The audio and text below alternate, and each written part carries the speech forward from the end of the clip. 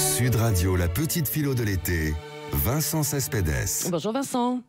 Bonjour Laurence. Alors pour ce dernier rendez-vous de philo de l'été, vous publiez, et c'est sorti d'ailleurs hier, c'est tout frais, le livre Philo, la méthode voyoute, c'est aux éditions Le Courrier du Livre. Ça tombe bien en cette avant-veille de la rentrée, la philo, un livre qui fait la philo un art de vivre, une ruse de survie, un feu d'artifice d'émancipation, je vous cite, toujours très toujours de la verve.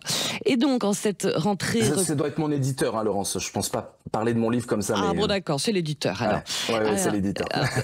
Alors pour la rentrée, commencer par la philo, est-ce une initiation ou un choc frontal? Parce que ça peut faire peur la philo.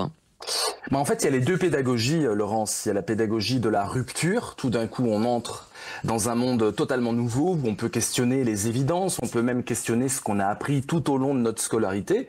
Ça, c'est le côté très très chouette de la philosophie, une petite claque rafraîchissante à la fin du parcours scolaire. Et puis, il y a la pédagogie de l'éveil, de l'initiation. On prend les élèves par la main, et peu à peu, par un questionnement, on leur montre la technique du jugement critique, on les confronte à des grands auteurs, à des grandes pensées, pour qu'ils puissent former leur jugement. Ça, c'est la théorie de l'enseignement de la philosophie. En pratique, hélas, ce n'est pas ça. Et je ne blâme pas du tout les professeurs qui, eux, veulent faire ça, j'en suis sûr. Ce que je viens de vous dire, je pense que tous les professeurs signent en bas de la page. Mais concrètement, il y a un truc qui s'appelle le baccalauréat, il y a un truc qui s'appelle la notation, et un truc qui s'appelle la sélection des élèves. Allons-y carrément. La philosophie ne pourrait pas supporter, si elle était intègre, le fait de trier les élèves en fonction de leurs bonnes réponses ou en fonction de leurs prestations à l'écrit. La philosophie est inclusive, la philosophie c'est de l'amitié partagée dans un questionnement passant par le dialogue. Et donc il y a une sorte de contradiction et de dissonance cognitive entre une éducation à la philosophie qui vise à mettre des notes sur 20 très précises, et puis la production d'une pensée que l'on veut authentique, réelle, argumentée, structurée. Et mon livre, il dénonce ça quelque part en creux. C'est-à-dire qu'il montre, non pas la philosophie, je te prends par la main ou je t'éveille à d'autres choses, même si au final ça produit ça, il montre comment bluffer, comment arnaquer pour avoir la meilleure note. Et donc, on prend le parti pris, c'est un peu voyou pour ça, non pas du storytelling de la philosophie émancipatrice, du jugement critique, mais de l'autre partie, c'est-à-dire, on me met une note, eh bien, je vais essayer d'avoir 20. Quel que soit mon niveau de français, quelles que soient les étiquettes un peu infamantes qu'on m'a collées tout au long de ma scolarité sur mes épaules, je vais viser le 20. Et cette année, par exemple, avec la fournée de ceux qui sont nés en 2007, eh ben, on a eu plus de 120 sur 20 avec cette méthode, avec des élèves qui avaient des 7 et des 8 toute l'année. Eh oui, 20 en philo, waouh. Alors, oui. Dans votre livre, Vincent, vous donnez des techniques très précises pour réussir, une méthode pour l'intro, par exemple, des repères à retenir, des formules clic-clac. Est-ce que ça aide vraiment à penser, alors ? Alors, au début, on y va avec gourmandise. Déjà, ça inverse l'énergie de l'élève. On n'est plus avec une matière intimidante, en tremblant, jusqu'au jour du bac, où c'est carrément...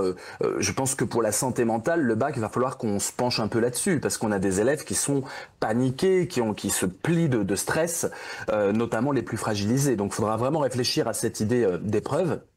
Et donc, au début, on y va avec... c'est un jeu vidéo et je dois avoir la meilleure note. Et on s'accroche à cette notation, c'est-à-dire on joue le jeu mais on le joue trop bien. On le joue vraiment.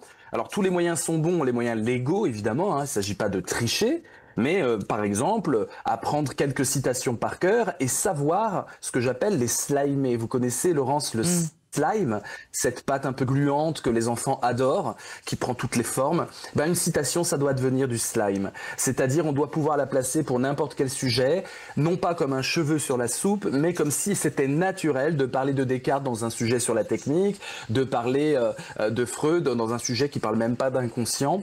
On apprend à slimer, c'est-à-dire à bluffer avec un stock minimal à apprendre par cœur et à bien comprendre, et puis la possibilité finalement de toujours revenir un peu...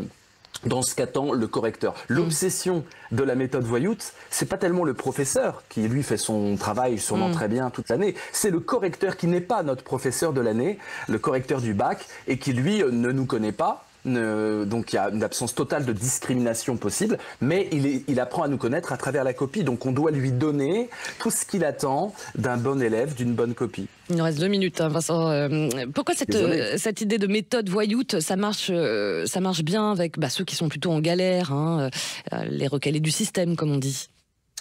C'est une technique qui un peu coquine, parce qu'on se dit le but du jeu c'est d'éclater le score, et au fur et à mesure bien sûr on se prend à aimer la philosophie. Il y a plein d'exemples, on plonge dans les auteurs, mais si vous voulez c'est une méthode qui inverse l'intimidation. J'y vais avec gourmandise, et les auteurs c'est ceux qui vont me donner des idées pour avoir mon 20 sur 20 et non pas des gens que je vais vénérer. De toute façon Laurence, vous le savez, la philosophie, on l'a vu avec la petite philo de l'été, n'aime pas trop la vénération des grands noms et des grands auteurs, et réduire la philosophie à une sorte de name dropping où on balance des grands noms pour impressionner la galerie, c'est du bluff philosophique. Quelque part, la méthode voyoute vise aussi à dénoncer une pseudo-philosophie qui existe dans les médias et qui vise justement à voyouter et non pas à philosopher.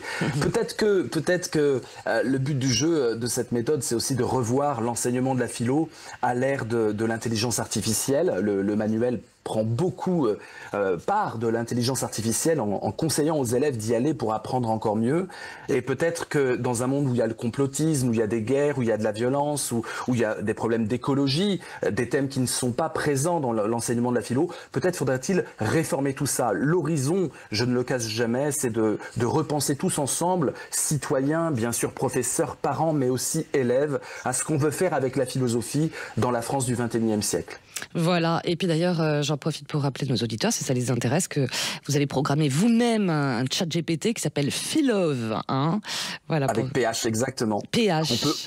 PH. C'est-à-dire que quand on me dit qu'est-ce que je dois lire d'un auteur, quand c'est vraiment des élèves qui ne lisent pas et je sais que le livre va leur tomber des mains, je leur dis va sur Philove et demande à parler à Rousseau ou à Platon directement. Bien sûr, ils sont pas bêtes, ils savent que c'est pas Platon, mais Philove vous permet d'avoir un dialogue incroyable avec des grands noms de la philo. C'est une façon de dédramatiser la chose et puis de prendre plaisir à la pensée critique.